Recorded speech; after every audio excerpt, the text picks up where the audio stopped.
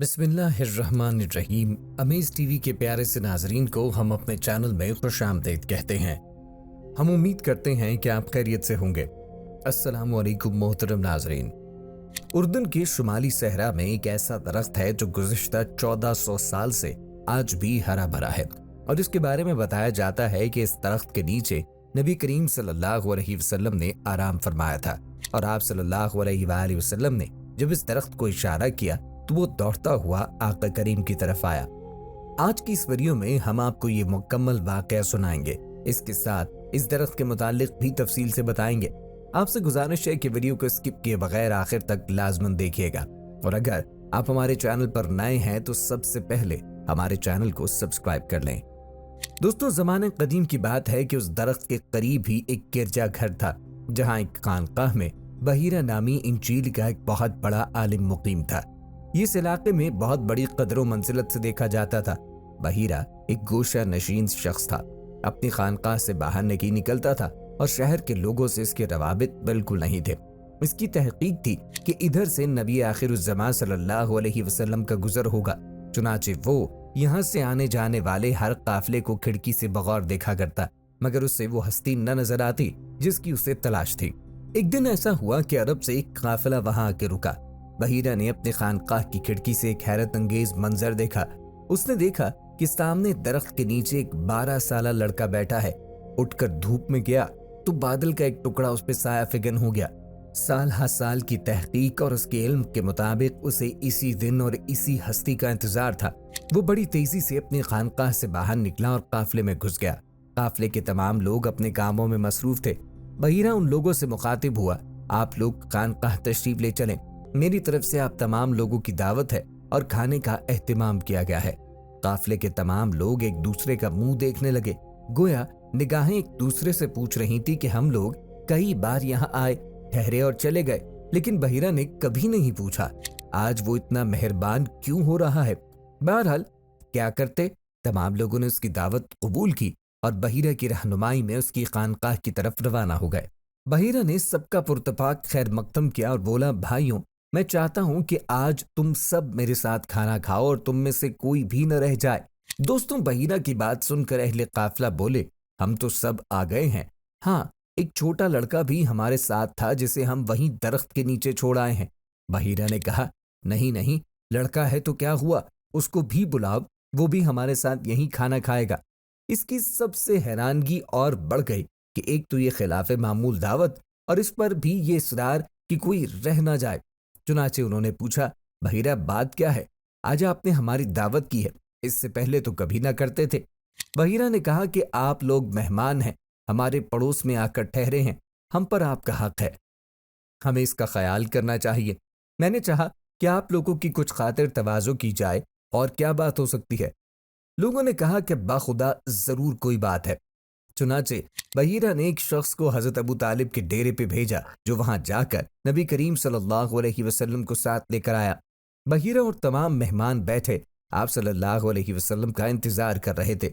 बहीरा की नजरें आप सल्लल्लाहु अलैहि वसल्लम पर पड़ी तो जम के रह गईं और टिकटिकी लगाए आपको देखता ही रहा। सबने खाना खाया और इधर उधर फैल गए। कोई चहलकदमी कर रहा था तो कोई घूम घूम कर बहीरा का गिरजा देख रहा था।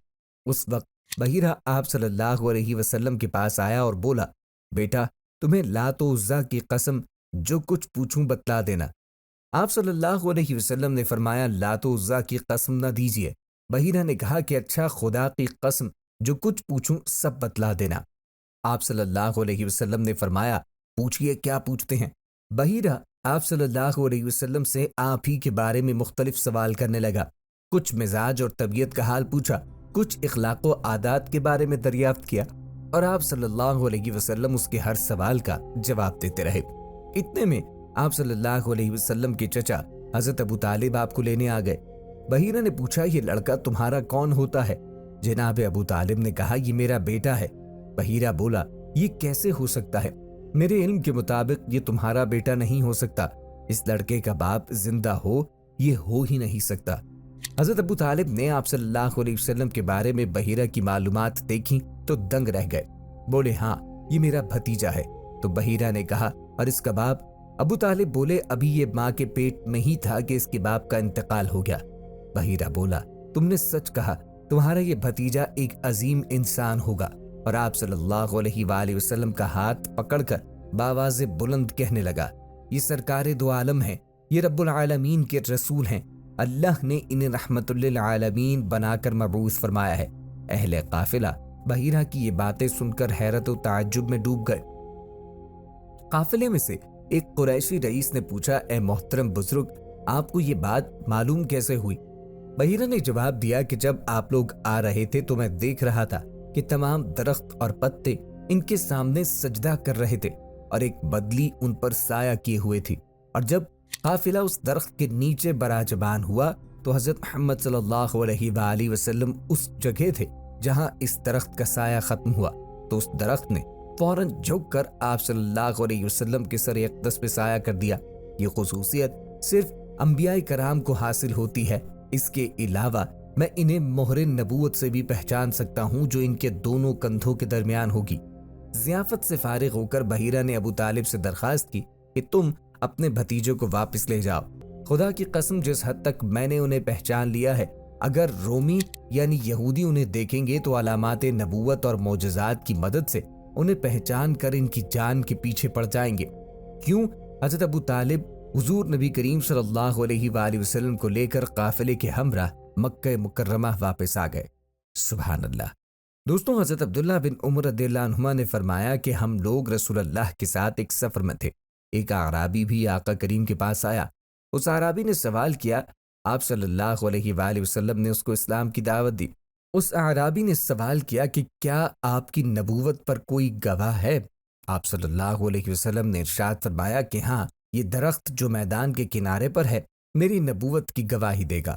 چنانچہ آپ صلی اللہ علیہ وسلم نے اس درخت کو بلایا اور فوراً ہی اپنی جگہ سے چل کر بارگاہ اقدس میں حاضر ہوا، اور اس نے بآواز بلند 3 مرتبہ آپ صلی اللہ علیہ وسلم کی نبوت کی گواہی دی۔ پھر آپ صلی اللہ علیہ وسلم نے اس کو ارشاد فرمایا تو وہ درخت زمین پہ چلتا ہوا اپنی جگہ پہ چلا گیا۔ امام بغوی نے اس حدیث میں یہ روایت بھی تحریر فرمائی کہ اس درخت نے بارگاہ اقدس میں آ کر السلام علیک یا رسول اللہ بھی کہا۔ اعرابی یہ معجزہ دیکھتے ہی مسلمان ہو گیا اور جوش عقیدت میں عرض کیا کہ یا رسول اللہ، مجھے اجازت دیجیے کہ میں آپ کو سجدہ کروں۔ آپ صلی اللہ علیہ وسلم نے ارشاد فرمایا کہ اگر خدا کے سوا کسی دوسرے کو سجدہ کرنے کا حکم دیتا تو میں عورتوں کو حکم دیتا کہ وہ اپنے شوہروں کو سجدہ کریں۔ یہ فرما کر آپ نے اس کو سجدہ کرنے کی اجازت نہیں دی۔ پھر اس نے عرض کیا، یا رسول اللہ، اگر آپ اجازت دیں تو میں آپ صلی اللہ علیہ وآلہ وسلم کے دست مبارک کو بوسہ دوں۔ آقا کریم نے اس کو اس کی اجازت دی، چنانچہ اس نے آقا کریم صلی اللہ علیہ وآلہ وسلم کے مقدس ہاتھ کو والہانہ عقیدت سے چوم لیا۔ دوستوں، یہ درخت شجرہ بقیعاویہ یا شجرہ حیاہ کہلاتا ہے۔ اس درخت کو صحابی درخت بھی کہا جاتا ہے کیونکہ اس کے متعلق کہا جاتا ہے کہ اسے 1459 سال قبل نبی کریم صلی اللہ علیہ وسلم کی زیارت کا شرف حاصل ہوا۔ اس کا انکشاف اردن کی اس دستاویزی فلم کے ذریعے ہوا جسے دنیا بھر میں پذیرائی نصیب ہوئی۔ کچھ لوگوں کا یہ بھی خیال ہے کہ ایک حدیث میں اس درخت کی طرف اشارہ کیا گیا ہے۔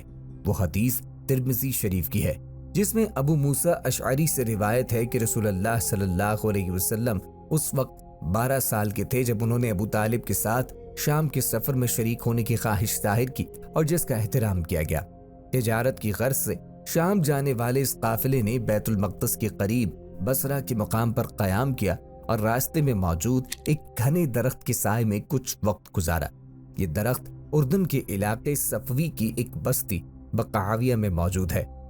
دوستوں، درختوں سے نبی کریم صلی اللہ علیہ وسلم کی گفتگو کے متعلق حضرت جابر رضی اللہ تعالیٰ عنہ کہتے ہیں کہ سفر میں ایک منزل پر نبی کریم صلی اللہ علیہ وسلم استنجا فرمانے کے لیے میدان میں تشریف لے گئے، مگر کہیں کوئی آڑ کی جگہ نظر نہ آئی۔ البتہ اس میدان میں 2 درخت نظر آئے جو ایک دوسرے سے کافی دوری پہ تھے۔ آقا کریم علیہ الصلوۃ والسلام نے ایک درخت کی شاخ پکڑ کر چلنے کا حکم دیا تو وہ درخت آپ کے ساتھ ساتھ چلنے لگا جس طرح مہار والا اونٹ مہار پکڑنے والے کے ساتھ چلنے لگتا ہے۔ پھر آپ صلی اللہ علیہ وسلم نے دوسرے درخت کی ٹہنی تھام کر بھی اس کو چلنے کا اشارہ فرمایا تو وہ بھی چل پڑا اور دونوں درخت ایک دوسرے سے مل گئے और आका करीम ने उनकी आड़ में अपनी हाजत रफा फरमाई और उसके बाद आका करीम ने हुक्म दिया तो वो दोनों दरख्त चल पड़े और अपनी अपनी जगह पे जाके खड़े हो गए। इमाम तिर्मिजी रहमतुल्लाह अलैह लिखते हैं कि हज़रत जाबिर बिन समरा रदियल्लाहु अन्हु से रिवायत है कि नबी करीम सल्लल्लाहु अलैहि वसल्लम ने फरमाया, मक्का मुकर्रमा में एक पत्थर है जो मुझे बासत की रातों में सलाम किया करता था। सुभान अल्लाह। दोस्तों, ये थी आज की वीडियो। उम्मीद है कि आपको आज की वीडियो जरूर पसंद आई होगी। अगर आपको आज की वीडियो पसंद आई तो गुजारिश है कि हमारे चैनल को सब्सक्राइब करें और साथ ही लगे बेल के बटन को भी प्रेस करें ताकि आपके पास आने वाली मजीद मालूमाती वीडियोस का नोटिफिकेशन बर वक्त मिले। सब्सक्राइब के साथ वीडियो को लाइक करें और अपनी कीमती राय का इजहार कमेंट्स में जरूर करें। कमेंट्स में आप अपने सवालात भी हम तक पहुंचा सकते हैं। अल्लाह ताला आपको अपनी हिफ्ज़ व अमान में रखे। आमीन।